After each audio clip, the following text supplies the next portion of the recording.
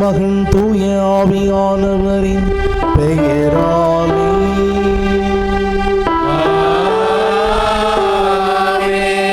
நம் ஆண்டவராகிய இயேசு கிறிஸ்துவின் அருளும் கடவுளின் அன்பும் தூய ஆவியானவரின் நட்புறவும் உங்கள் அனைவரோடும் இருப்பதாக.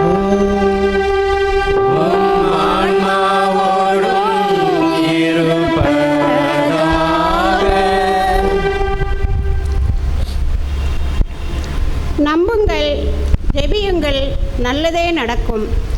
எதிர்நோக்கி இருப்பதில் மகிழ்ச்சி கொள்ளுங்கள். உரோமையர் 12:12.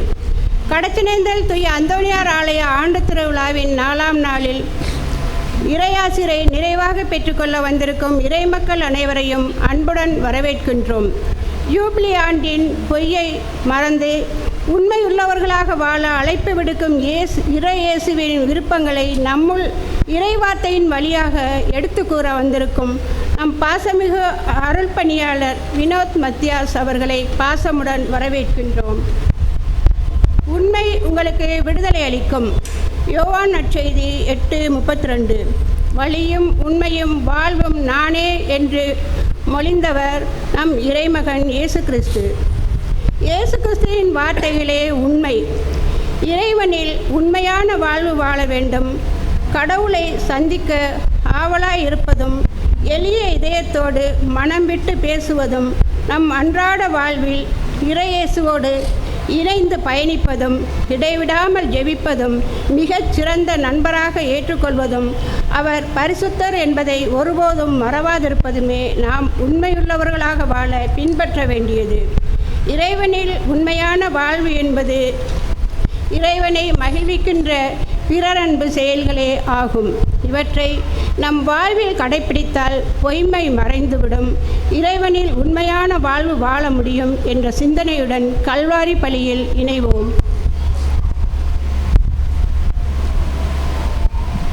அன்புக்குரியவர்களே, நம்முடைய பாதுகாவலர் புனித பதுவை அந்தோணியாரின் திருவிழாவை கொண்டாட நம்மையே தயாரிக்கக்கூடிய இந்த நவநாட்களிலே 4வது நாளாகி இன்று நமக்கு திருப்பலி நிறைவேற்றி மறையுறை சிந்தனைகளை வழங்கி புனிதரின் பாதையில் வழி நடக்க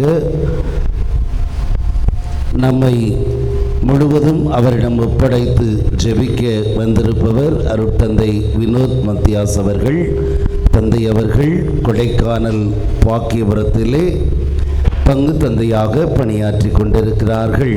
எனவே தந்தை அவர்களை உங்கள் அனைவரின் சார்பாக வருக வருக என வரவேற்கிறேன். இன்றைய நாளிலே இத்திருப்பலியானது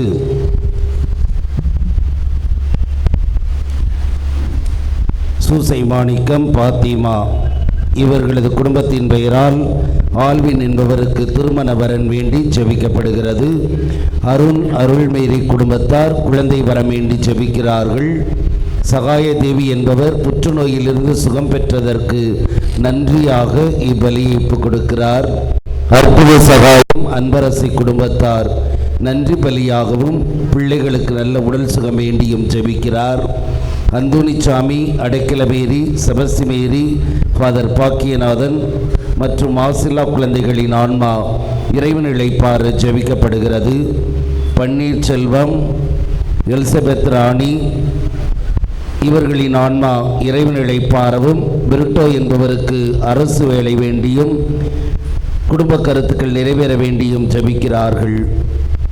அலெக்ஸ் பூபதி, ஜான் தார்க்மேரி இவர்களது குடும்பத்தின் பெயரால் நன்றி பலியாக கொடுப்பதோடு மகனுக்கு விரைவில் திருமணம் வேண்டி ஜெபிக்கிறார்கள். ஜான் பால் செங்கோல், கிறிஸ்டினா குடும்பத்தார் நன்றி பலியாக ஒப்பு கொடுத்து குழந்தை வரம் வேண்டி ஜெபிக்கிறார்கள். அந்தோனி சேவியர், அருள் பிரகாசி, பிலமினா இவர்களின் ஆன்மா இறைவன் இளைப்பாறு ஜெபிக்கப்படுகிறது. ஆரோக்கிய அன்னை அன்பிய குடும்பங்கள் இணைந்து நன்றி பலியாகவும் குடும்பத்தின் கருத்துக்கள் நிறைவேறவும் ஜெபிக்கிறார்கள். மார்க் அன்பிய குடும்பங்கள் இணைந்து நன்றி பலியாகவும் குடும்பங்களை இறைவன் ஆசீர்வதிக்க வேண்டியும் ஜெபிக்கிறார்கள். ரெஜினா சகாயராஜ் குடும்பத்தார் நன்றி பலியாக ஒப்பு கொடுக்கும் வேளையிலே டேவிட் சாம்சன் என்பவருக்கு பிறந்த நாளான இன்று இறைவன் செய்த நன்மைகளுக்கு நன்றி கூறுகிறார்கள். சகாய அன்னை குடும்பத்தார் அன்பிய குடும்பத்தார் ஒப்பு கொடுக்கும் திருப்பலி நன்றி பலியாக ஒப்பு கொடுத்து குடும்பத்தின் கருத்துக்கள் நிறைவேற ஜெபிக்கிறார்கள். ஜோமாலை அன்னை அன்பிய குடும்பங்கள் இணைந்து நன்றி பலியாகவும் குடும்பங்களுக்கு நிறைய ஆசிர் கிடைக்கவும் ஜெபிக்கிறார்கள். பென்னி குரூஸ் தெல்மா குடும்பத்தார் நன்றி பலியாக ஒப்பு கொடுக்கிறார்கள். ஜஸ்டின் ஆல்பர்ட் ஜெனிஃபர் குடும்பத்தார் நன்றி பலியாக ஒப்பு கொடுத்து மகளுக்கு ஞானம் வேண்டி வேலை வேண்டி ஜெபிக்கிறார்கள். இந்த கருத்துக்களுக்காக இத்திருப்பலியில் ஜெபிப்பதோடு நவநாட்களின் உங்கள் கருத்துக்களையும் இறைவனிடம் ஒப்படைத்து ஜெபிப்போம். தூய மறை நிகழ்வை கொண்டாட வந்திருக்கும் நாம் நம்முடைய தகுதியற்றலை எண்ணி பார்த்து மனம் வருந்துவோம். கண்களை மூடுவோம்.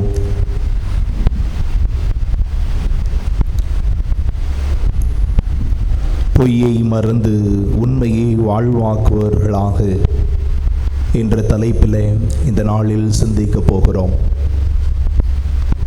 நான் எந்த அளவிற்கு உண்மையுள்ளவனாக இருந்திருக்கிறேன்? நான் இந்த பூமியில் வாழ்கின்ற இந்த நாள் அளவிற்கும் கடவுளுக்கு உண்மை உள்ளவனாக இருந்திருக்கிறேனா? கடவுள் எனக்காக கொடுத்த குடும்பத்திற்கு உண்மை உள்ளவனாக இருந்திருக்கிறேனா? நான் சார்ந்துள்ள இந்த சமூகத்திற்கு உண்மை உள்ளவனாய் இருந்திருக்கிறேனா?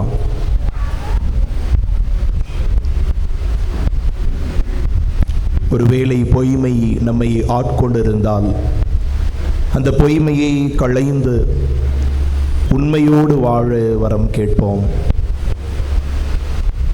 பொய் என்ற பாவத்தை நம்மிடமிருந்து இறைவன் அகற்ற வேண்டும் என்று ஜெபிப்போம். எல்லாம் வல்ல இறைவனிடமும் சகோதர சகோதரிகளே உங்களிடமும் நான் பாவி என்று ஏற்றுக்கொள்கிறேன். ஏனெனில் என் சிந்தனையாலும் சொல்லாலும் செயலாலும் கடமையில் தவறியதாலும் பாவங்கள் பல செய்தேன். என் பாவமே என் பாவமே என் பெரும் பாவமே. ஆகையால் எப்பொழுதும் கன்னியான புனித மரியாதையும் வானதூதர் புனிதர்கள் அனைவரையும் சகோதர சகோதரிகளே உங்களையும் நம் இறைவனாகிய ஆண்டவரிடம் எனக்காக வேண்டிக் கொள்ள மன்றாடுகிறேன். எல்லாம் வல்ல இறைவன் நம் மீது இரக்கம் வைத்து நம் பாவங்களை மன்னித்து நம்மை நிலை வாழ்வுக்கு அழைத்து செல்வாராக. ஆமென்.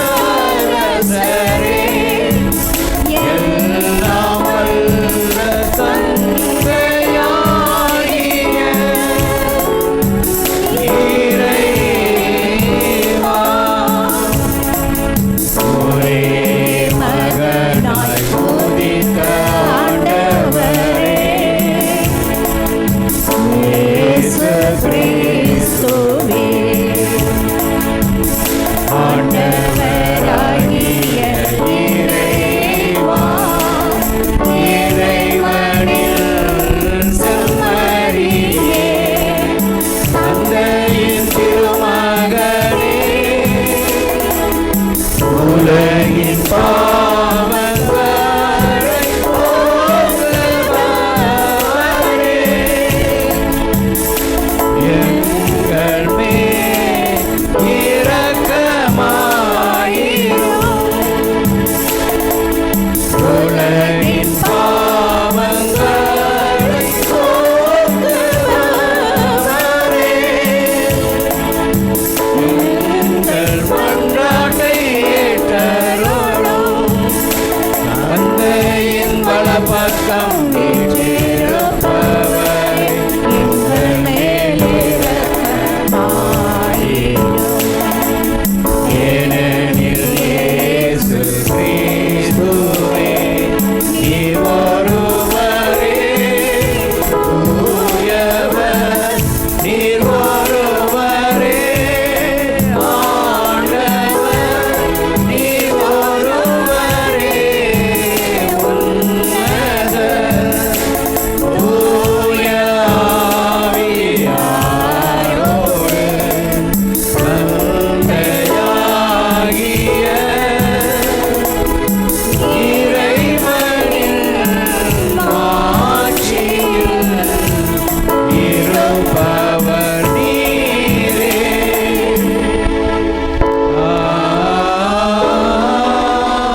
ஆமென்.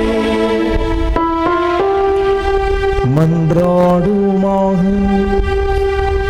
என்றென்றும் உள்ள எல்லாம் வல்ல இறைவா, புனித அந்தோணியாரை தலை சிறந்த போதகராகவும் எங்கள் தேவைகளில் பரிந்து பேசுபவராகவும் மக்களாகிய எங்களுக்கு வழங்கியுள்ளீரே.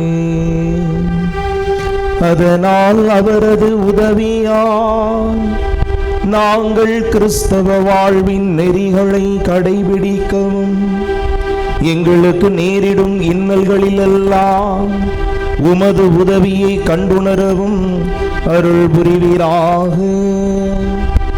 உம்மோடு தூய ஆவியானவரின் ஒன்றிப்பில் இறைவனாய் என்றென்றும் வாழ்ந்து ஆட்சி செய்கின்ற அவர் வழியாக உம்மை மன்றாடுகின்றோம். ஆமென்.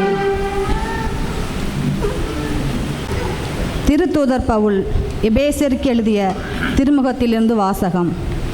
அதிகாரம் 4, இறை வார்த்தைகள் 25 முதல் 32 வரை. பொய்யை விலக்கி ஒருவரோடு ஒருவர் உண்மை பேசுங்கள். ஏனெனில் நம் யாவரும் ஓர் உடல் உறுப்புகளாய் இருக்கின்றோம். சினமுற்றாலும் பாவம் செய்யாதிருங்கள். பொழுது சாய்வதற்குள் உங்கள் சினம் தணியட்டும். அழகைக்கு இடம் கொடாதீர்கள். திருடர் இனி திருடாமல் இருக்கட்டும். மாறாக தேவையில் உளர்வோருக்கு பகிர்ந்து கொடுக்க தங்களிடம் பொருள் இருக்கும் வகையில் தாங்களே தங்கள் கைகளால் நேர்மையோடு பாடுபட்டு உழைக்கட்டும். கெட்ட வார்த்தை எதுவும் உங்கள் வாயின் நின்று வரக்கூடாது. கேட்போர் பயனடையும்படி தேவைக்கு ஏற்றவாறு அருள் வளர்ச்சிக்கேற்ற நல்ல வார்த்தையே பேசுங்கள். கடவுளின் தூய ஆவியாருக்கு துயரம் வருவிக்காதீர்கள்.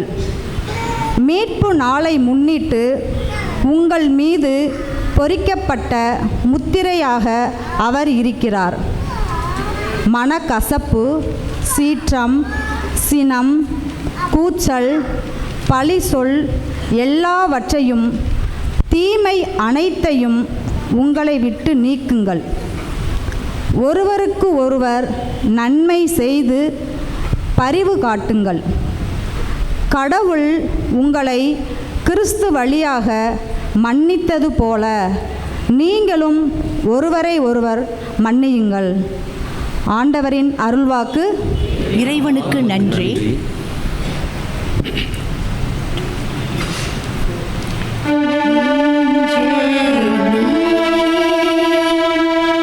ஆண்டவரே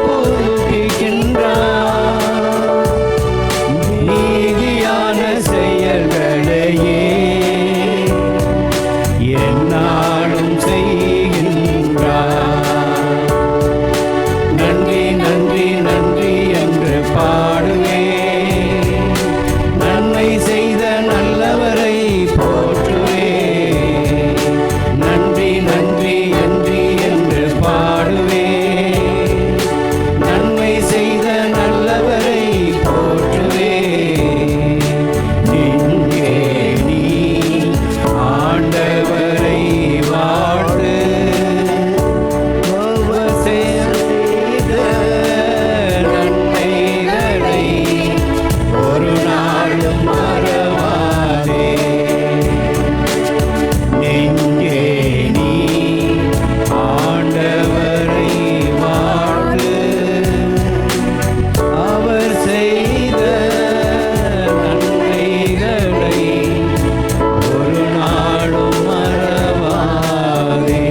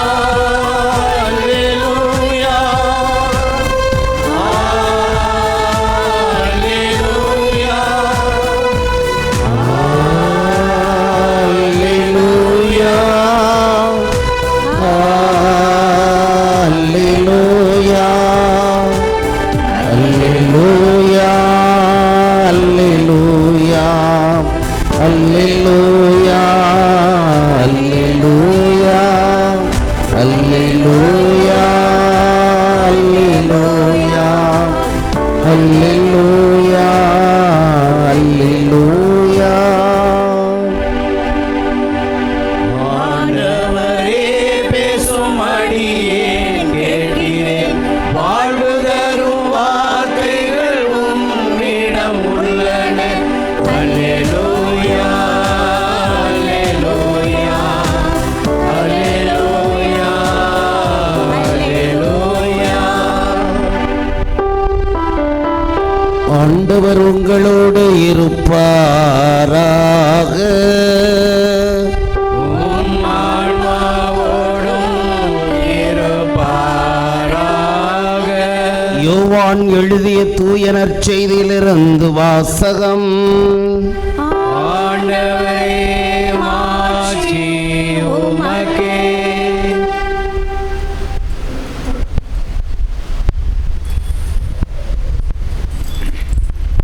யோவான் எழுதிய நற்செய்தி அதிகாரம் 17 வாக்கியங்கள் 14 உம் வார்த்தையை நான் அவர்களுக்கு அறிவித்தேன். நான் உலகைச் சார்ந்தவன் அல்லாதது போல் அவர்களும் உலகைச் சார்ந்தவர்கள் அல்லர். ஆதலால் உலகம் அவர்களை வெறுக்கிறது. அவர்களை உலகிலிருந்து எடுத்துவிட வேண்டும் என நான் வேண்டவில்லை. தீயோனிடமிருந்து அவர்களை காத்துருள வேண்டுகிறேன். நான் உலகைச் சார்ந்தவன் அல்லாதது போலவே அவர்களும் உலகைச் சார்ந்தவர்கள் அல்லர். உண்மையினால் அவர்களை உமக்கு அர்ப்பணமாக்கியருளும். உமது வார்த்தையே உண்மை. நீர் என்னை உலகிற்கு அனுப்பியது போல நானும் அவர்களை உலகிற்கு அனுப்புகிறேன். அவர்கள் உண்மையினால் உமக்கு உரியவராகும்படி அவர்களுக்காக என்னையே உமக்கு அர்ப்பணமாக்குகிறேன்.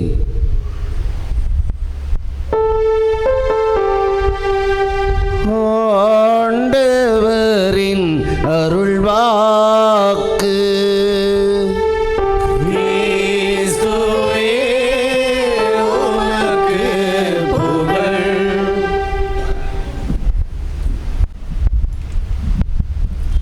பொய்யை மறந்து உண்மையோடு வாழ்பவர்களாக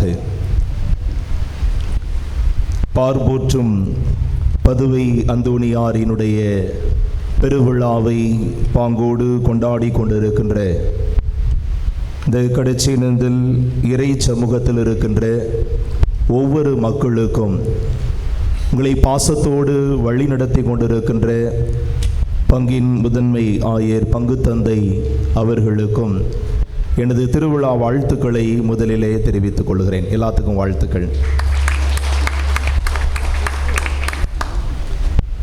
இந்த திருப்பலிக்கு வருவதற்கு முன்பாக நான் ரயில்வே காலனியில் இருக்கின்ற திரு இருதய ஆண்டவர் ஆலயத்தில் நண்பர்களோடு அமர்ந்து பேசிக்கொண்டிருந்தோம். நானும் அந்த திரு இருதய ஆண்டவர் ஆலயத்தினுடைய பங்கு தந்தை அவர்களோடு அந்த பங்கில் பணி செய்கின்ற ஒரு சில பேர் அமர்ந்து விளையாட்டாக ஒரு சில காரியங்களை குறித்து கலந்து பேசி கொண்டிருந்தோம்.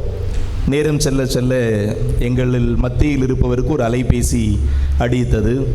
அந்த அலைபேசியை எடுத்து காதில் வைத்துவிட்டு இந்த காலவாசல் தாண்டிட்டேன் அப்படின்னு சொன்னார். ஃபோனை கட் பண்ணிட்டார். அப்புறம் என்னென்ன இங்கே இருக்கிறீங்க, காலவாசல் தாண்டிட்டீங்களே அப்படின்னு சொன்னேன். சாமி, என் பொண்டாட்டி தான் ஃபோன் பண்ணா. நம்ம எப்போவே வீட்டுக்கு வர சொன்னால் நான் என்ன செய்யலை, போகலை, நேரம் போனதும் தெரியல, நான் அப்படி சொன்னேன் அப்படின்னு. அப்புறம் ஒரு 10 நிமிடம் தொடர்ந்து கதை போய்கிட்டே இருக்குது. அவரும் அங்கே தான் உட்காந்துருந்தார். அப்புறம் திரும்ப அலைபேசி அடித்தது. அவரும் திரும்ப காதில் வச்சார். இந்தா வந்துட்டேம்மா, திரும்பிட்டேன் பாரு, கொஞ்சம் நேரத்தில் வந்துடுவேன் பாரு அப்படின்னு சொல்லி சொன்னார். ஆக நாங்கள் எல்லோரும் சிரித்து கொண்டே இருந்தோம். எப்படிண்ணே இப்படி அப்படின்னு. சாமி, இப்படியெல்லாம் பேசலைன்னா நம்ம என்ன செய்ய முடியாது, குடும்பத்தை ஓட்ட முடியாது அப்படின்னு சொன்னார். இயல்பு. இன்னைக்கு தலைப்பை பார்த்த உடனே எனக்கு ஒரு விதமான சிரிப்பு தான். பொய்யை மறந்து உண்மையோடு வாழ்பவர்களாக என்ற தலைப்பு. அதுவும் யூபிலி ஆண்டிலே இந்த தலைப்பை தந்தையவர்கள் எடுத்து சிந்திக்க வைத்திருக்கிறார்கள். இன்னைக்கு பொய் அப்படின்றது நம்முடைய தமிழில் ஒரு அழகான பழமொழி ஒன்று இருக்குது. நகமும் சதையும் போல அப்படின்லாம் படிச்சிருப்பீங்க, உருவம் அப்படின்லாம் படிச்சிருப்பீங்க. உடலும் உயிரும் போல அப்படின்ற மாதிரி இன்னைக்கு பொய்ன்றது மனித வாழ்வினுடைய ஒரு அங்கமாக போச்சு. இப்போ உங்கள் எல்லாத்தையும் நான் ஒரு பொய் சொல்ல வைக்கவா? எல்லாரும் நல்லா இருக்கீங்களா?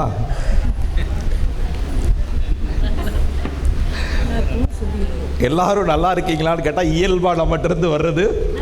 ஆனால் உள்ளுக்குள்ளே இருக்கிற எல்லா கஷ்டங்களும் வலியும் நமக்கு தான் தெரியும். ஹாஸ்பிட்டலில் ஒருத்தர் படுத்து கிடப்பார், என்னங்க இப்போ எப்படி இருக்கீங்க அப்படின்னு. அவர் என்ன சொல்ல முடியும்?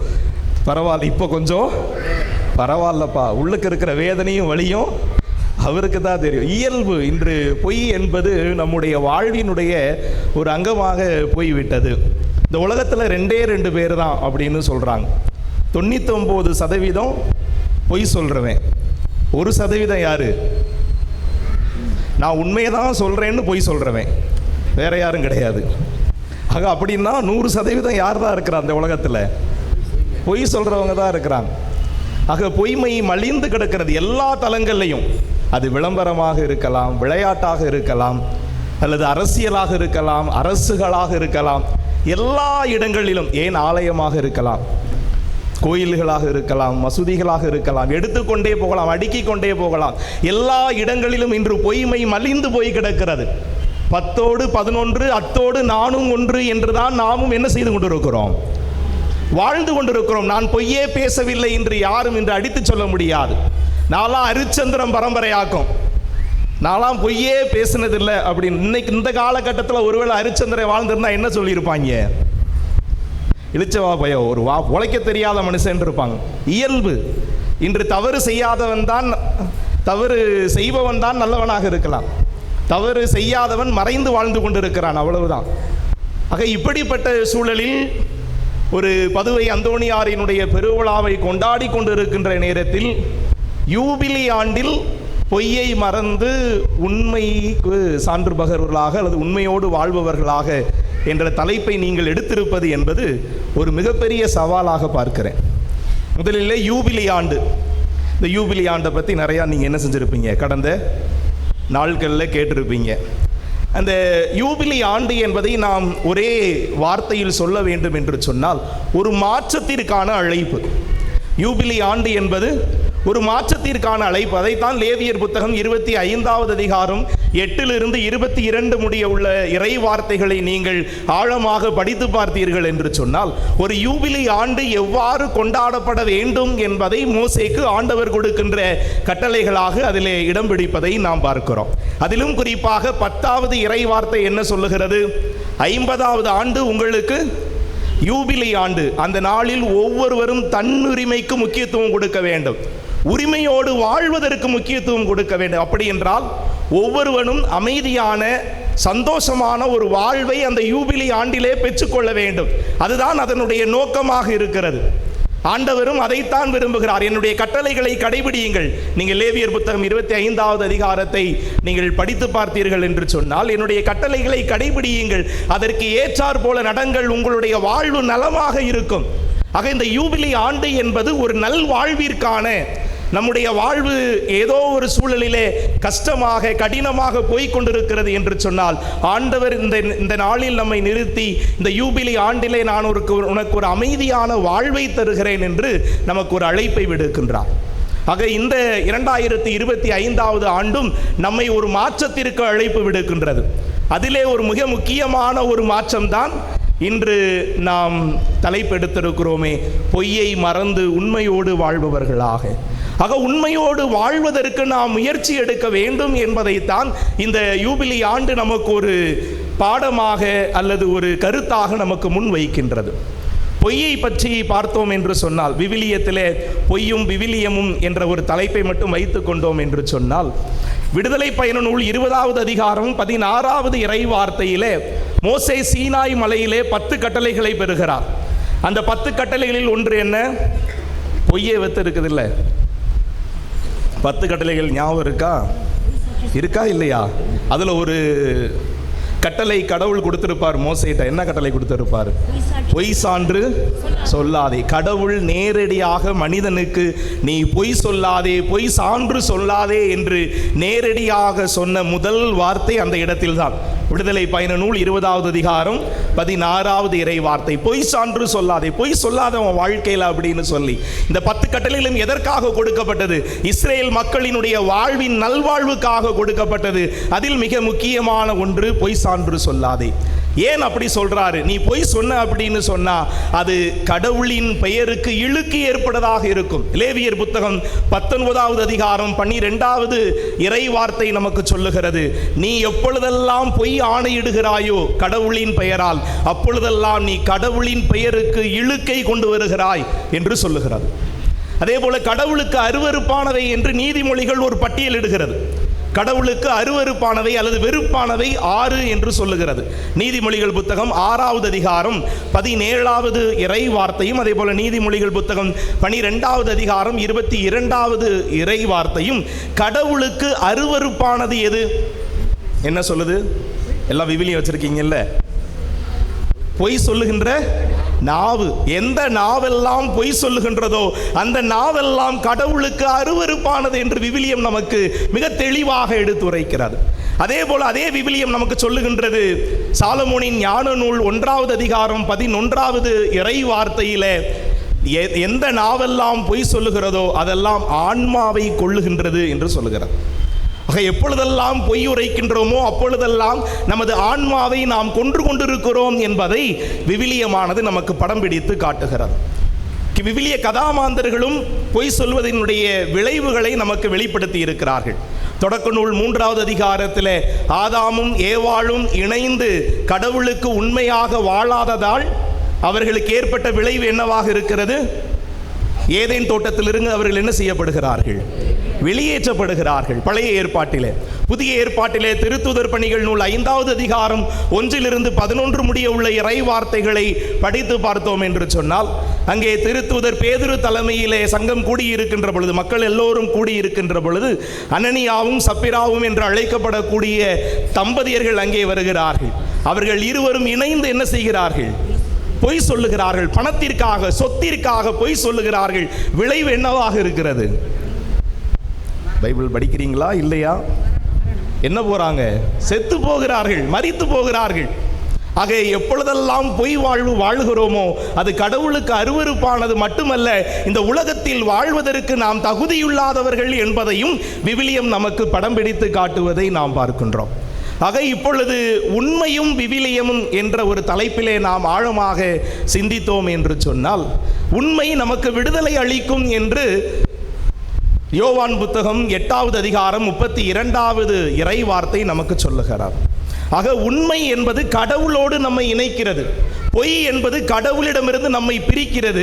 ஆனால் உண்மை என்பது கடவுளோடு நம்மை இணைக்கிறது என்பதை நீதிமொழிகள் புத்தகம் 12வது அதிகாரம் 22வது பகுதியினுடைய பிற்பகுதி, 22வது இறை வார்த்தையினுடைய பிற்பகுதி மிக தெளிவாக சொல்லுகிறது.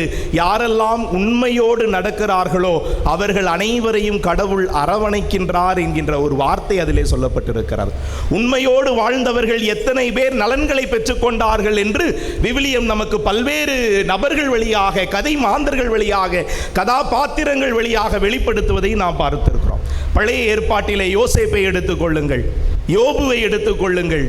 புதிய ஏற்பாட்டிலே இயேசு கிறிஸ்து உண்மையை வெளிப்படுத்தியவராக, உண்மையாக நமக்கெல்லாம் முன்மாதிரியான ஒரு வாழ்வை வாழ்ந்து காண்பித்திருக்கிறார்கள்.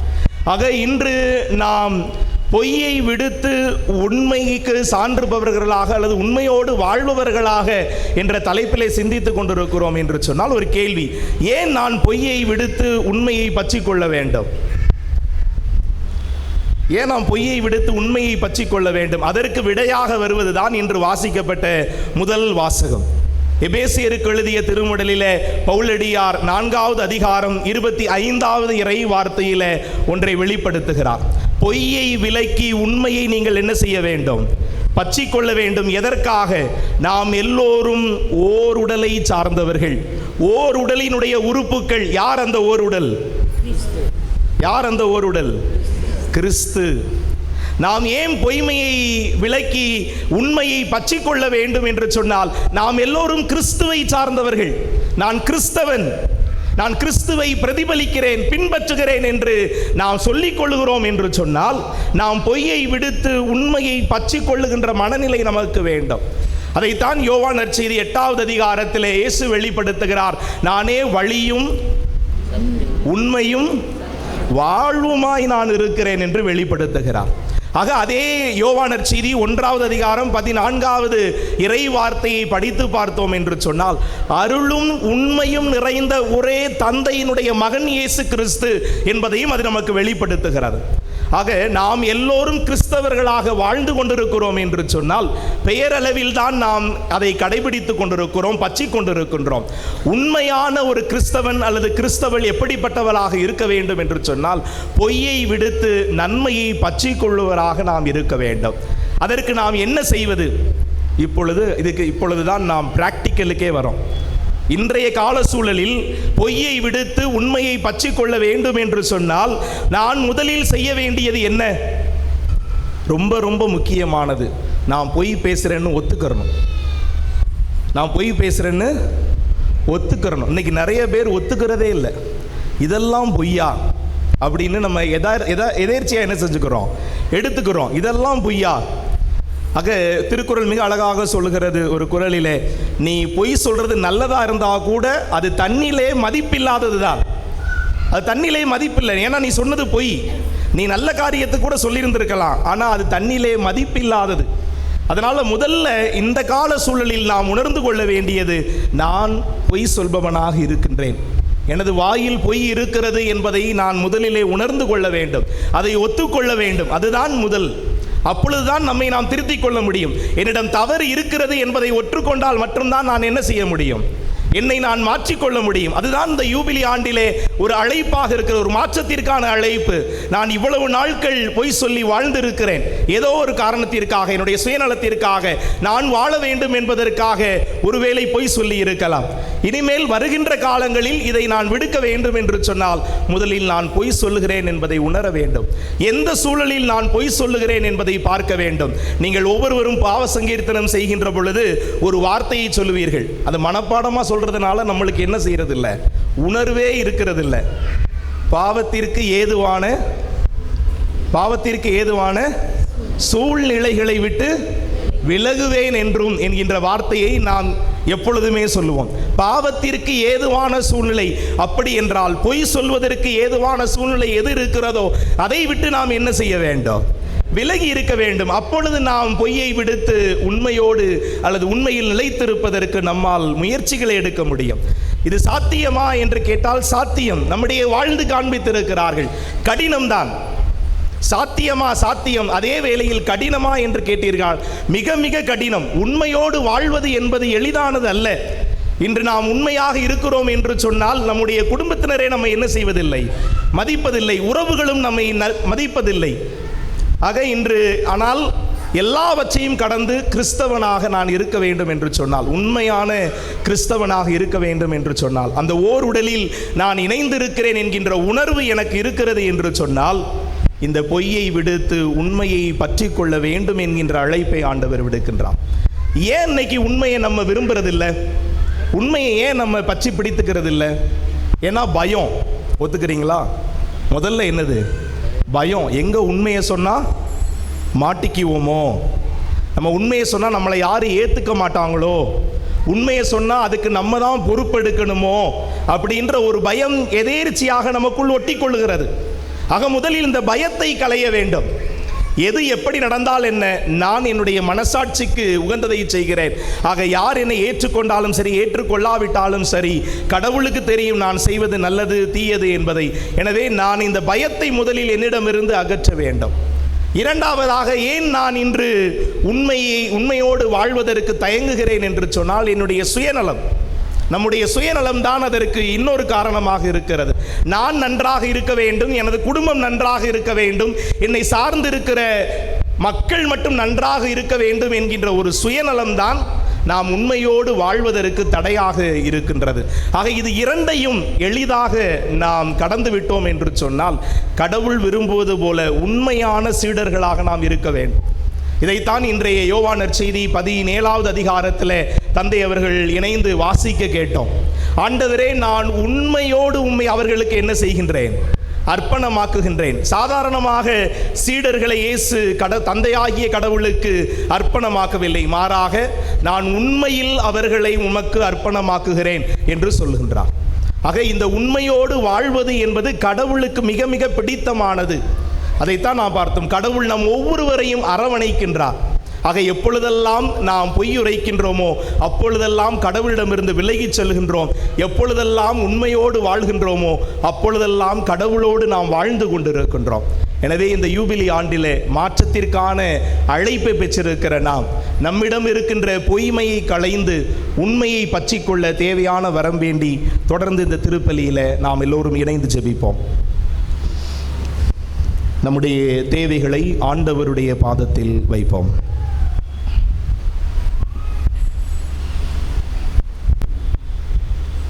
அன்பின் இறைவா, எம் திரு அவையின் தலைவர்களான திருத்தந்தை, ஆயர்கள், குருக்கள், துறவரத்தார், பொதுநிலையினர் ஆகியோர் உமது நற்செய்தி பணியை மகிழ்வோடு எடுத்துரைக்கவும், தங்களின் நேரிய எளிய வாழ்வால் உம் வார்த்தைகளை வாழ்வாக்கி சான்று பகர வரமருள வேண்டுமென்று புனித அந்தோனியார் வழியாக இறைவா உம்மை மன்றாடுகிறோம். மனம் மாறுங்கள் என்றவரே எம் இறைவா. எம் நாட்டை ஆளும் ஆட்சியாளர்கள், அதிகாரிகள் சரியான பாதையில் நாட்டை வழிநடத்தவும், பொருளாதார சீர்கேடுகள், சமூக சீர்கேடுகள் தலைதூக்க அனுமதிக்காமல் வளர்ச்சி பாதையில் வழி நடத்தவும், சுயநலத்தை சூறாடிய இயற்கையை பேணவும், நோயின் தாக்கத்திற்கு சரியான வழியை கண்டறிந்து செயல்படுத்த நல்லறிவு தர வேண்டும் என்று புனித அந்தோனியர் வழியாக இறைவா உம்மை மன்றாடுகின்றோம்.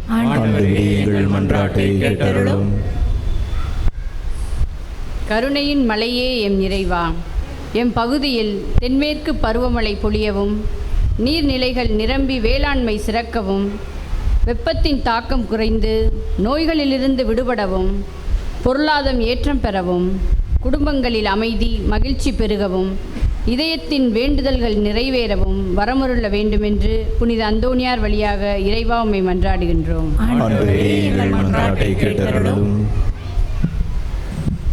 திரு அவையின் தலைவரே எம் இறைவா, கிறிஸ்துவை அறியாத பிரமத சகோதர சகோதரிகள் அனைவரும் தூய ஆவியின் திருப்பலிவு பெற்று உண்மை கடவுளை பற்றி அறிதலை தீர்க்கமாக உணர்ந்து தூய ஆவியினாய் கடவுளை அப்பா தந்தையே என அழைக்கும் உரிமையை பெற்றிட கிறிஸ்துவின் பங்காளிகளாகும் பாக்கியத்தை அவர்களுக்கு தந்திட வேண்டுமென்று புனித அந்தோனியார் வழியாக இறைவா உம்மை மன்றாடுகிறோம்.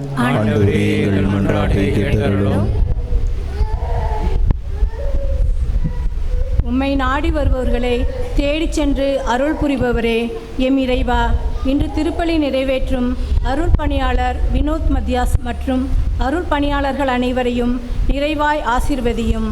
நாங்கள் துறவு வாழ்வில் உண்மைக்கு சாட்சியம் பகர்வுகளாக திகழவும் இறை மதிப்பீட்டின்படி தங்கள் வாழ்வை அமைத்து கொள்ளவும் வேண்டுகிறோம். மேலும் இன்றைய நவநாளை சிறப்பு செய்யும் புனித ஆரோக்கிய அன்னை அன்பியம், புனித மார்க் அன்பியம், புனித ஜெபமாலை மாதா அன்பியம், புனித சகாய அன்னை அன்பிய குடும்பங்களை நிறைவாக ஆசீர்வதியும். உமக்கு சாட்சி பகரும் மக்களாகவும் உலகின் ஒளியாகவும் திகழவும் வரம் வேண்டி புனித அந்தோனியார் வழியாக இறைவா உம்மை மன்றாடுகிறோம். நம்முடைய தனிப்பட்ட தேவைகளுக்காக ஜெபிப்போம்.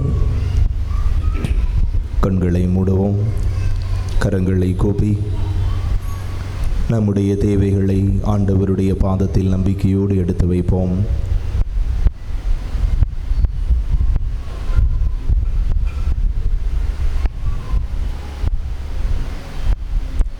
எங்களிடையே சித்து வழி நடத்துகிற அன்பு தந்தையே, இதோ நம்பிக்கையோடு உம்முடைய திரு பாதத்தில் எங்களுடைய எல்லா தேவைகளையும் முன்வைத்து ஜெபிக்கிறோம். நாங்கள் கேட்பதற்கு முன்னரே எங்களை அறிந்தவர் நீர் ஆண்டவரே. இதோ ஆண்டவர் உனது உள்ளத்து விருப்பங்களை ஆய்ந்தறிந்திருக்கிறார் என்று திருப்பாடல் 20வது அதிகாரம் எங்களுக்கு கற்றுக் கொடுக்கிறது. ஆம், நாங்கள் எதற்காக கேட்கிறோம், யாருக்காக கேட்கிறோம், எப்படிப்பட்ட மனநிலையில் கேட்கிறோம் என்பதையெல்லாம் நீர் அறிவீர். தந்தையே, எங்களுடைய செயல்களை முன்னிட்டு அல்ல, நாங்கள் உம்மீது வைத்திருக்கிற ஆழமான விசுவாசத்தின் முன்னிட்டு எங்கள் ஒவ்வொருவருக்கும் பதில் மொழி தந்தருளும். குறிப்பாக இந்த நாளிலே நாங்கள் சிந்தித்த தலைப்பை நாங்கள் எண்ணி பார்க்கிறோம். பொய்யை விடுத்து உண்மையை பற்றிக்கொள்ளும் மனிதர்களாக நாங்கள் வாழ வேண்டும்.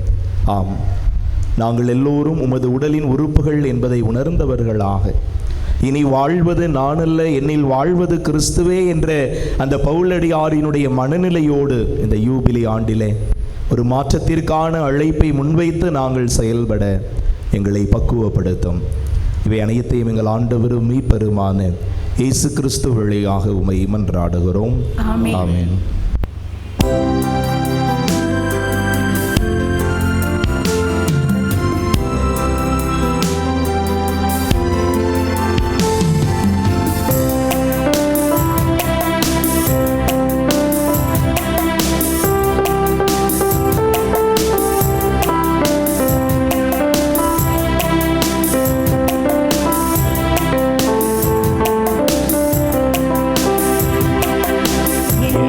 என்னையே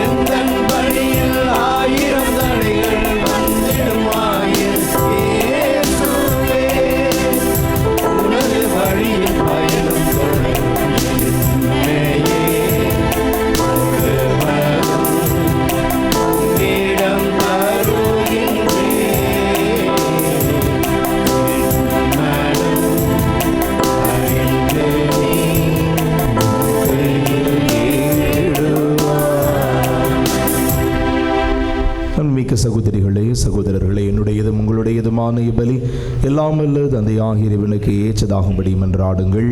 ஆண்டவர் தமது பெயரின் புகழ்ச்சிக்காகவும் ஆட்சிக்காகவும் நமது நன்மைக்காகவும் புனித திரு அவையின் அனைத்து நலனுக்காகவும் உமது கையிலிருந்து பலியை ஏற்றுக்கொள்வாராக. இறைவா, தூய மறை நிகழ்வுகளை கொண்டாடும் நாங்கள் உம்மை வேண்டுகின்றோம். உமது மாட்சியை பரப்பிட புனித அந்தோணியாரை இடையராது ஒளிர்வித்தது போல தூய ஆவியாருடைய நம்பிக்கையின் ஒளியால் எங்களை நிரப்புவீராக. எங்கள் ஆண்டவராகிய கிறிஸ்து வழியாக உம்மை மன்றாடுகின்றோம்.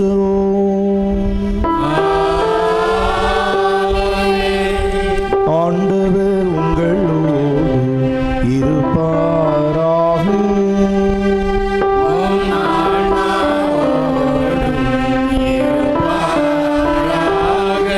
இதயங்களை மேலே எழுப்புங்கள்.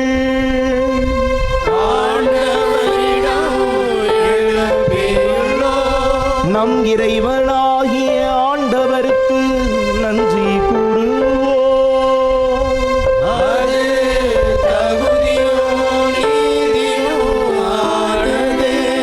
ஆண்டவரே, தூயவரான தந்தையே,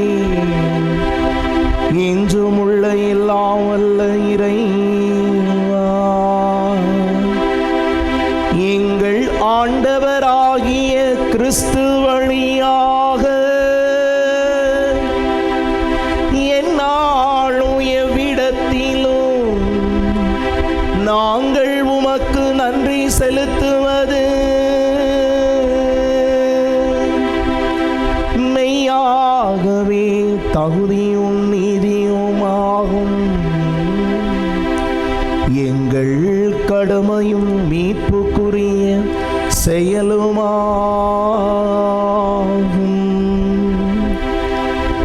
ஏனெனில் புனித அந்தோணியாருடைய விழாவில் உமது திரு அவை மகிழ்ந்திருக்க செய்கின்றீர். அவருடைய இறை பற்றுமிக்க வாழ்க்கை நெறியின் எடுத்துக்காட்டால் அதற்கு எந்நாளும் வலுவூட்டுகின்றீர். அவருடைய படிப்பினையால் பயிற்றுவிக்கின்றீர். அவருடைய மன்றாட்டால் பாதுகாத்து வருகின்றீர். ஆகவே வான தூதர் அணிகளோடும் புனிதரின் பெருந்திரளோடும் நாங்கள் ஒன்றாக சேர்ந்து உமக்கு புகழ்ச்சி பண்ணிசைத்து பாடுவதாவது: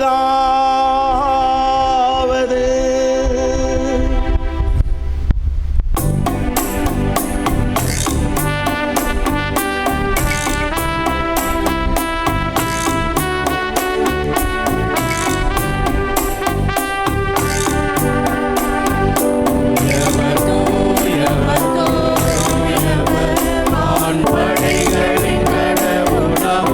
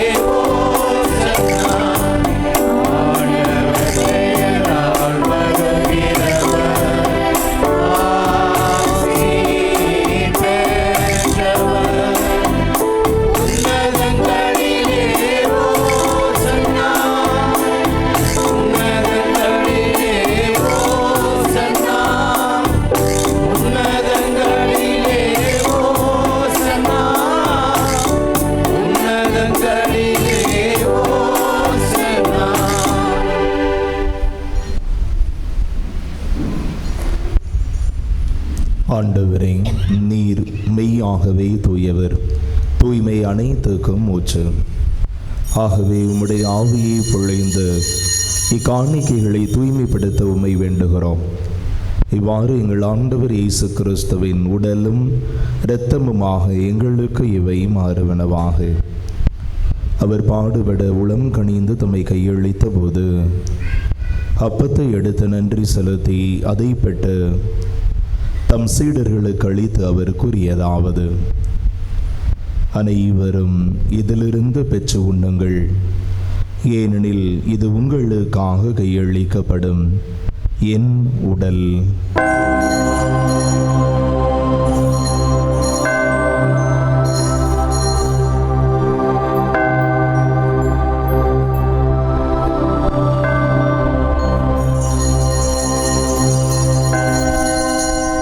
அவனுமே இரவு விருந்தை அருந்திய பின் கிண்ணத்தையும் எடுத்து மீண்டும் உமக்கு நன்றி கூறி தம் சீடர்களுக்கு அளித்து அவர் கூறியதாவது: அனைவரும் இதிலிருந்து பெற்று பருகுங்கள், ஏனெனில் இது புதிய நிலையான உடன்படிக்கைக்குரிய என் இரத்தத்தின் கிண்ணம்.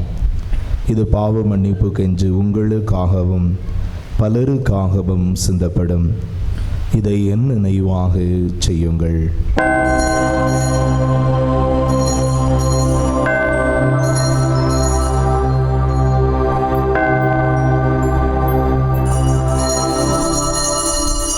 நம்பிக்கையின் மறைபொருள்.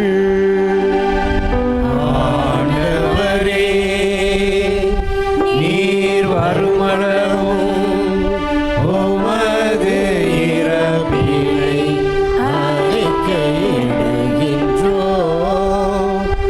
உமது உயிர்ப்பினையும் எடுத்துரைக்கின்றோம்.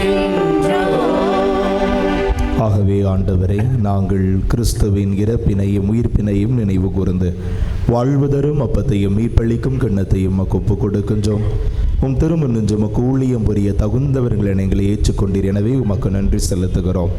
மேலும் கிறிஸ்துவின் உடலிலும் இரத்தத்திலும் பங்கு கொள்ளும் எங்களை தூய ஆவியானவர் ஒன்று சேர்க்க வேண்டும் என உம்மை தாழ்மையுடன் மன்றாடுகிறோம். ஆண்டவரே, உலகெங்கும் பரவி இருக்கும் அது திரு அவையை நினைவு கூர்ந்தருளும். எங்கள் திருத்தந்தை லியோ, எங்கள் மறைமாவட்ட பரிபாலகர் ஆயர் அண்டோனிசாமி, எல்லா திருநிலையினர் ஆகிய அனைவரோடும் அது திரு அவை அன்பில் நிறைவேறச் செய்தருளும். நவ நாட்களிலே நாம் எந்த கருத்திற்காக ஜெபித்து கொண்டிருக்கிறோமோ அந்த கருத்தை நினைவு கூர்வோம்.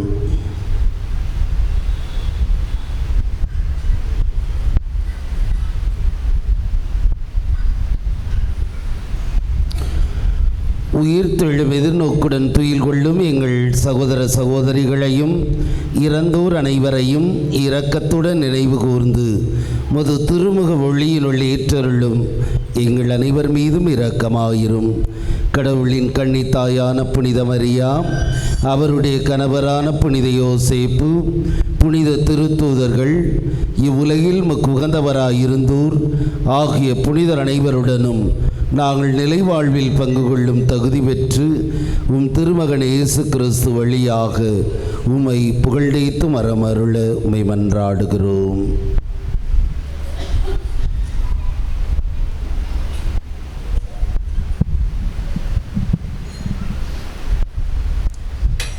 இவர் வழியாக இவரோடு இவரில் எல்லாம் வல்ல இறைவனாகிய தந்தையே, தூய ஆவியானவரின் ஒன்றிப்பில் எல்லா புகழும் ஆட்சியும் என்றென்றும் உமக்கு உரியதே.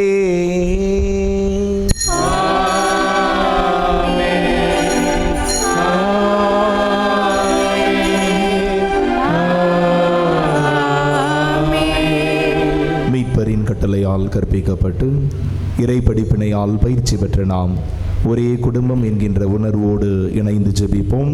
விண்ணுலகில் இருக்கிற எங்கள் தந்தையே, உமது பெயர் தூயதென போற்றப் பெறுக. உமது ஆட்சி வருக. உமது திருவுளம் விண்ணுலகில் நிறைவேறுவது போல மண்ணுலகிலும் நிறைவேறுக. எங்கள் அன்றாட உணவை இன்று எங்களுக்கு தாரும். எங்களுக்கு எதிராக குற்றம் செய்வோரை நாங்கள் மன்னிப்பது போல எங்கள் குற்றங்களை மன்னியும். எங்களை சோதனைக்கு உட்படுத்தாதேயும், தீமையிலிருந்து எங்களை விடுவித்தருளும். ஆண்டவரே, தீமை அனைத்திலிருந்தும் எங்களை விடுவித்து எங்கள் வாழ்நாளில் அமைதியை கனிவுடன் அருளுமை மன்றாடுகிறோம். இரக்கத்தின் உதவியால் நாங்கள் பாவத்திலிருந்து எப்போதும் விடுதலை பெற்று யாதொரு கள்ளக்கமின்றி நலமாய் இருப்போமாக. நாங்கள் எதிர்நோக்கி இருக்கும் பேரின்பத்துக்காகவும் என் மீட்பராகிய இயேசு கிறிஸ்துவின் வருகைக்காகவும் காத்திருக்கின்றோம். ஏனெனில் ஆட்சியும் வல்லமையும் மாட்சியும் என்றென்றும் உமதே. ஆண்டவரே இயேசு கிறிஸ்துவே, அமைதியை உங்களுக்கு விட்டுச் செல்கிறேன், என் அமைதியை உங்களுக்கு அளிக்கிறேன் என்று உடைய திருத்தூதர்களுக்கு மொழிந்தீரே. எங்கள் பாவங்களை பாராமல் உமது திரு அவை நம்பிக்கையை மட்டுமே கண்ணோக்கி உமது திருவுளத்திற்கு ஏற்பதற்கு அமைதியையும் ஒற்றுமையும் அளித்தருள்வீராக. என்றென்றும் வாழ்ந்து ஆட்சி செய்கின்றவர் நீரே. ஆண்டவருடைய அமைதி உங்கள் அனைவரோடும் இருப்பதாக. ஒருவருக்கொருவர் அமைதியை பகிர்ந்து கொள்வோம். சமாதானம் சமாதானம் சமாதானம்.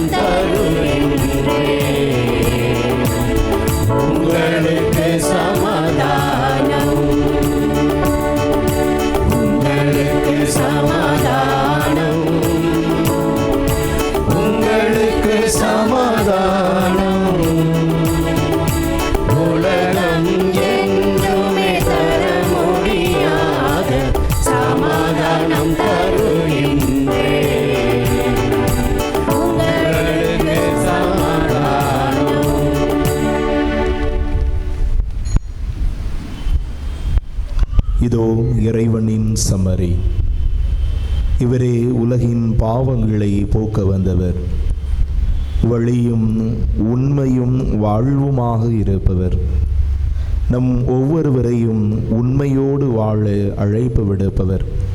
இவருடைய விருந்திற்கு அழைக்கப்பட்டிருக்கிற நாம் ஒவ்வொருவருமே பேறு பெற்றோர். ஆண்டவரே, தேவரின் இல்லத்தில் எழுந்தருள நான் தகுதியற்றவன், ஆனால் ஒரு வார்த்தை மட்டும் சொல்லியருளும், எனது ஆன்மா நலமடையும். கிறிஸ்துவின் திருவுடலும் திரு இரத்தம் நம்மை காத்து நமக்கு நிலை வாழ்வளிப்பதாக. ஆமென்.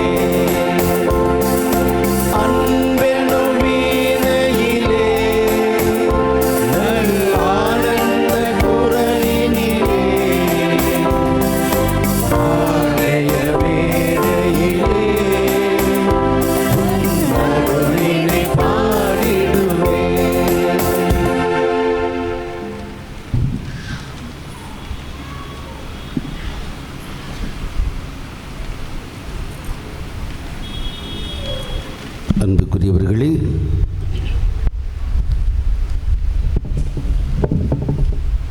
இன்றைய நாளிலே விவிலியத்தின் அடிப்படையில் பொய்யை வாழ்வாக்குவோர் தங்களையே கடவுளிடமிருந்து பிரித்து கொள்கிறார்கள் என்பதை விவிலிய ஆதாரம் வழியாகவும், உண்மையை வாழ்வாக்குவோர் இறைவனோடு இணையும் நிலையில் இருப்பர் என்பதை விவிலிய ஆதாரத்தின் வழியாக விளக்கி, நாம் உண்மையை வாழ்வாக்க தடையாயிருப்பவை எவையெல்லாம் என்பதை தெளிவாக விவிலியத்தின் அடிப்படையிலே நமக்கு கொடுத்து, இந்த யூபிலி ஆண்டிலே பொய்யை மறந்து இறைவனை விட்டு பிரிவதை விட்டு உண்மையை வாழ்வாக்கி அவரோடு இணைந்திருக்கக்கூடிய நிலையை நாம் பெற வேண்டும் என்பதை மறையுரையின் வழியாக நம்மை உண்மை வாழ்வுக்கு அழைத்தவர் ஏற்கனவே உங்களுக்கு சொன்னவாறு, நாம் அறிந்தவாறு அருட்தந்தை வினோத் மத்தியாஸ் அவர்கள். தந்தை அவர்கள் கொடைக்கானலிலே பாக்கியபுரத்திலே தற்போது பங்கு பணியாளராக தன்னுடைய பணியை சிறப்புறச் செய்யும் நிலையிலே, இதற்கு முன்னதாக மதுரையிலே ஞான ஒளியுரத்திலிருந்து பிரிந்த பாக்கியபுரம் என்ற புதிய பங்கிலே முதல் பங்கு தந்தையாக பொறுப்பேற்று அந்த பங்கை ஒரு முன்மாதிரிகைக்குரிய பங்காக தன்னுடைய முயற்சியால் மாற்றி இன்று மக்கள் அந்த பங்கானது பல ஆண்டுகளான நிலையிற்குரிய பழக்க வழக்கங்களை கொண்டு வாழக்கூடிய அல்லது வழிபாட்டில் கலந்து கொள்ளக்கூடிய நிலையை உருவாக்கியவர் அன்பு தந்தை அவர்கள். இயற்கையிலேயே அவர் எதிர்நோக்கு சிந்தனை உள்ளவர், முற்போக்கு சிந்தனை உள்ளவர், நல்ல மறையுரையாளர். ஜப வழிபாடுகளில் தன்னை முழுவதுமாக இணைத்து கொண்டு மக்களை இறைவனோடு இணைப்பதற்கு முயற்சி செய்யக்கூடியவர், முயற்சி செய்து வெற்றி கண்டவர். பாடுவதிலும் சரி, இசை மீட்டுவதிலும் சரி மிகச்சிறந்த வல்லுனர். இவ்வாறு பல்வேறு குணங்களை உள்ளடக்கியதோடு அனைவரோடும் எளிமையாக பழகக்கூடியவர். யாரையும் எதையும் எப்படி பேசினாலும் உண்மை இல்லை என்றால் அதை சுட்டி காட்டுபவர்.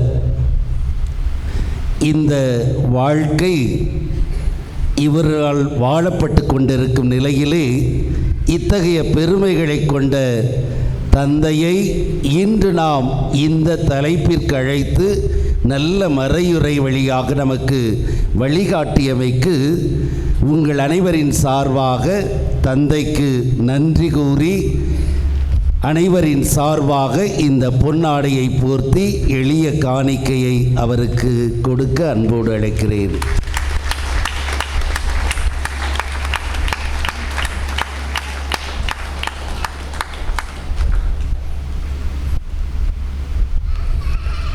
நாளைய தினம் வெறுப்பை நீக்கி அன்போடு வாழ்பவர்களாக என்ற தலைப்பிலே நமக்கு திருப்பலி நிறைவேற்றி மறையுரை வழங்க வருபவர் அருட்தந்தை மரிய பிரபு சிந்தலச்சேரி பங்கு தந்தை. சிறப்பிப்போர் புனித சவேரியார் அன்பியம், புனித யூதா ததேயு அன்பியம், புனித யோசேப்பு அன்பியம், புனித அன்னை தெரசா அன்பியம். பணிக்கப்பட்ட பணிகளை சிறப்பான முறையில் செய்து வழிபாடு சிறப்பாக அமைய, அர்த்தம் உள்ள ஒன்றாக அமைய உதவ உங்களை அன்போடு கேட்டுக்கொள்கிறேன். இறை இயேசுவில் அன்பு நிறைந்தவர்களே, இந்த நாளிலே இந்த கடச்சினேந்தல் மண்ணை நன்றியோடு நினைத்து பார்க்கின்றேன். எனது குருத்துவ உருவாக்க நிலையில் இந்த கடைச்சனேந்தல் 1 வருடம் பங்காற்றி இருக்கிறது. 2009, 10 ஆகிய ஆண்டுகளில் இறையமைதி சோலை என்று அப்பொழுது அழைக்கப்பட்ட இந்த இடத்தில் நாங்கள் குரு மாணவர்கள் ஒன்றாக இருந்து அமெரிக்கன் கல்லூரிக்கு எங்களுடைய இளநிலை படிப்பிற்காக சென்று வந்தோம். அப்பொழுதிருந்து ஒரு சில பேரை எனக்கு தெரியும். இப்பொழுதெல்லாம் நிறைய புதிய முகங்கள் இருக்கிறார்கள். பழைய முகங்கள் அங்கங்கு தெரிகிறது. உண்மையிலேயே மகிழ்ச்சியாக இருக்கிறது. எனவே இந்த நாளில் என்னை உருவாக்குவதற்கு காரணமாக இருந்த இந்த கடச்சனேந்தல் மண்ணிற்கும் இந்த மண்ணை சார்ந்த உங்களுக்கும் நான் நன்றி சொல்ல கடமைப்பட்டிருக்கிறேன். இரட்டிப்பு மகிழ்ச்சியாக எனது உருவாக்கத்தில் இன்னும் நான் குருத்துவ அந்த உருவாக்கத்தினுடைய இறுதி கட்டத்தில் ஏறக்குறைய திருத்தொண்டராகி 6 மாத காலங்கள் நமது பாசமிகு பங்கு தந்தை டேவிட் தர்மராஜ் அவர்களோடு இணைந்து மிக்கேல் பாளையம் என்கின்ற தளத்திலே நான் திருத்தொண்டு பணி ஆற்றினேன்.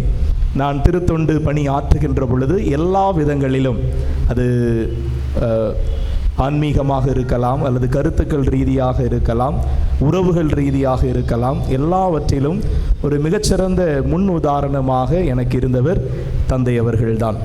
ஆக அப்பொழுதிலிருந்து இந்த நேரம் வரை ஒரு தந்தை மகன் உறவோடு பாங்கோடு பாசத்தோடு வழி நடத்தி கொண்டிருப்பவர், அன்போடு உபசரிப்பவர், எப்பொழுதும் ஏதாவது தொலைவில் இருந்தாலும் கூட அலைபேசியின் வழியாக அந்த உறவுகளை மகிழ்ச்சியோடு பரிமாறிக்கொள்பவர் தந்தை அவர்கள். இந்த நாளில் அவர்கள் அழைத்த உடனேயே எனக்கு மிகவும் மகிழ்ச்சியாக இருந்தது.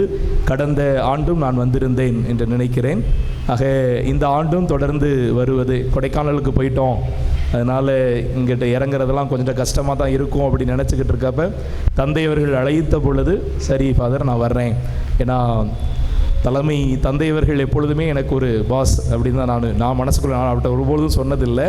ஆக தந்தையவர்களின் மீது ஒரு அளப்பெரிய பிரியம் எப்பொழுதுமே இருக்கிறது.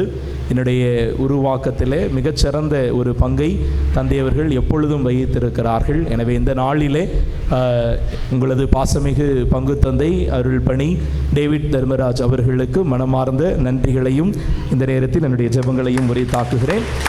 அதேபோல் உங்கள் ஒவ்வொருவருக்கும் மனமார்ந்த வாழ்த்துக்களையும் நன்றிகளையும் தெரிவித்துக் கொள்ளுகின்றேன்.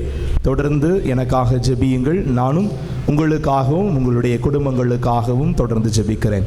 அனைவரும் இறுதி ஆசீருக்காக முழந்தாள் படியிடுவோம்.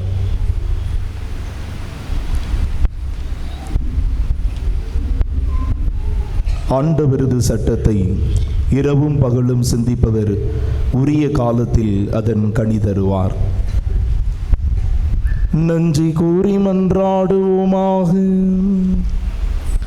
தாயும் தந்தையுமான இறைவா, விண்ணக உணவால் ஊட்டம் பெற்ற நாங்கள் உம்மை பணிந்து வேண்டுகின்றோம்.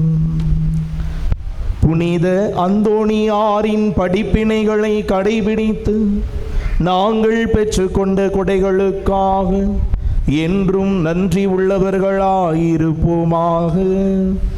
எங்கள் ஆண்டவராகிய கிறிஸ்து வழியாக உம்மை மன்றாடுகின்றோம். ஆண்டவர் உங்களோடு இருப்பாராக.